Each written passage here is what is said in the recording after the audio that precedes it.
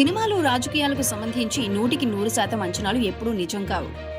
ఖచ్చితంగా విజయం సాధిస్తారని చాలామంది భావించిన అభ్యర్థులు సైతం ఓటమి పాలైన సందర్భాలు ఉన్నాయి.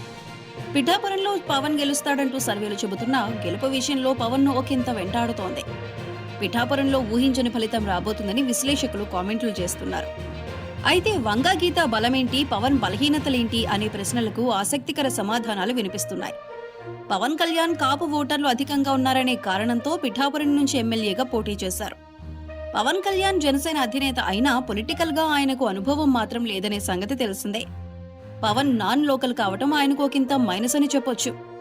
వంగగీత విషయానికి వస్తే ఆమెకు అపార రాజకీయ అనుభవం ఉండటంతో పాటు ఆమె న్యాయశాస్త్ర పట్టభద్రురాలు, ఉన్నత విద్యావంతురాలు కావటం గమనార్హం.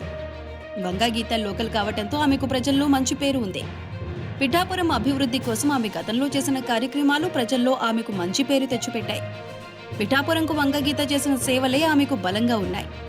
వంగగీతను గెలిపిస్తే ఆమెను డిప్యూటీ సీఎం చేస్తారని సీఎం జగన్ హామీ ఇచ్చిన సంగతి విదితమే.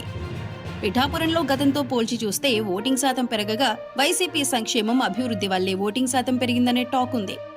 వంగగీత ఎన్నికల్లో విజయం సాధిస్తే మాత్రం జనసేన పార్టీ భవిష్యత్తు ప్రమాదంలో పడనుందనే కామెంట్లు వ్యక్తమవుతూ ఉండటం గమనార్హం.